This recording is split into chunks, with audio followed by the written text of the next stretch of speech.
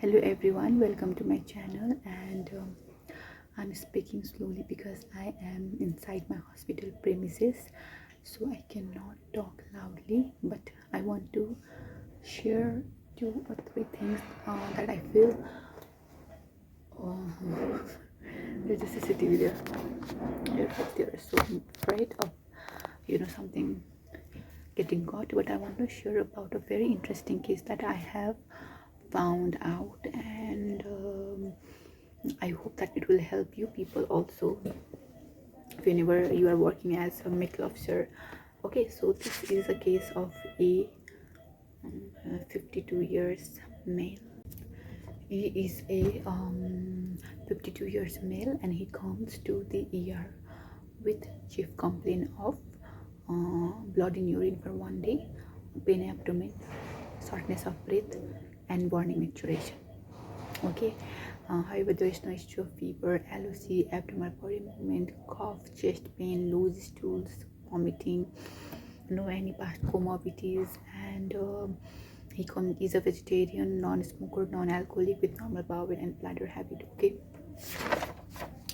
on arrival he was ecteric, and there was pallor, and his other parameters were normal. His oxygen was saturation was maintained at 86% in 10 liter of face mask. So he was admitted to our ICU for further management and observation, right? So till this point, what do you think? Okay, so you might think of hematuria,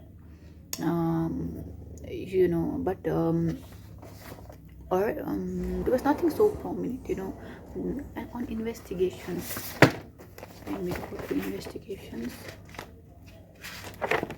we had this urinary report which said there was no RBCs in urine. So the reddish color of the urine was due to the not hematuria, it was more due to the hemoglobinuria or myoglobinuria, right? So from there we did USG.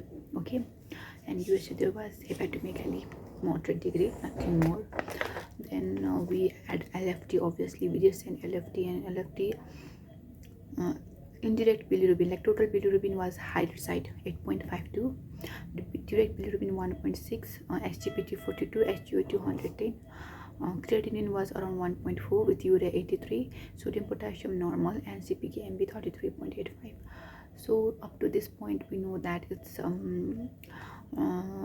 there might be relation with hemolysis, even if this short investigations, because the total bilirubin is really high, right? And liver is involved, next thing, and count was high. Hemoglobin was 6.4. So in a patient who was already very good, working well, all of a sudden comes with hemoglobin of 6.4. Platelets counts normal, MCV, MCH, MCHC, everything normal. Is usually more towards the hemolytic anemia, because it's a destruction. Okay, it's not chronic, it's not, there is no any bleeding source, there is an infection was there, CRP 64.78, little bit pneumonia, we can look there, TSS 1.7, nothing bad, ejection fraction 60%, echo down, nothing wrong. Then on PBS there is normocytic normochromic with anisopoikilocytosis and polycremasia. There is Pappenheimer bodies. There is leukocytosis with mainline shift, and it obviously said it is a hemolytic anemia. So till this point we know that it's hemolytic anemia, but we do not know the cause. So after we got to know that it is a hemolytic anemia, we made a hematology consultation. I'm speaking slowly, also I don't want to speak a lot because I'm literally inside the ICU setting and I don't want to disturb other people. That's why in my free time I'm making this video. Let me even say that, clarify that.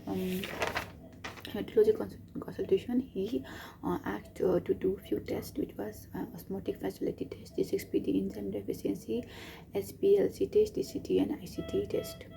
Okay, those tests were sent. I forgot to mention you one thing. often asking on history when hemolytic anemia was going, the diagnosis was going more towards that. We asked for any consumption of fava beans. Fava beans means bakula. Okay, and he said yes. One day prior to admission, he had history of consumption of fava beans, and not just that. In investigations, reticulocyte count is 8.2.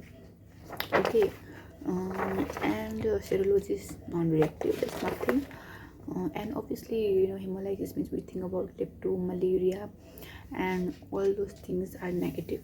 Okay, next thing that we have to think whenever we suggest of hemolysis, LDH, which will be very high in hemolytic anemia, is actually very high, which is around 1854. Procal is 3.85. Hemoglobin dropped to 4.5. Okay, it's because it was rising, those things, the effect was rising. Influenza panel was also same, it was negative. Then we went for LFT, uric creatinine level was increasing from 1.4 to 2.7. But infection was slowly subsiding after blood transfusion. The patient hemoglobin was around 5, OPT negative, and CPK NAC was also same, it was 526. Dengue test negative. So obviously we were not able to find out what exactly caused hemolytic anemia, but up to till this report we did know that it was a hemolytic anemia. But what was the reason, we still could not figure out. Direct test came negative. Okay, again one step towards the diagnosis, and then comes the final diagnosis where the patient G6PD is positive, which is, it is just 4.1, where the normal levels will be 6.4 to 18.8. So the patient had G6PD deficiency. Now what caused it? If you look through the net, then you will understand that infections and fava beans are very responsible, much responsible for this condition. So we came up to the point that the diagnosis was hemolytic anemia secondary to G6PD deficiency, secondary to consumption of fava beans. So it was very interesting, very nice. I really liked that how we could come to a diagnosis like this. If we go from step by step process, we will definitely reach. So it was really interesting for me to know this case, because person just who is fit and fine suddenly gets reddish urine, suddenly is breathless, suddenly is having drop in hemoglobin, and we've done the investigations and this hemolytic anemia scenario, and what can it be? Usually I have always thought of malaria and lepto, but this time to think of G6PD deficiency, that also because of consumption of fava beans, was very, very surprising to me. And yeah, that's what I want to share. So it's very important to take a history properly. If you ever have a suspicion of hemolytic anemia, do ask about the consumption of fava beans too. Thank you.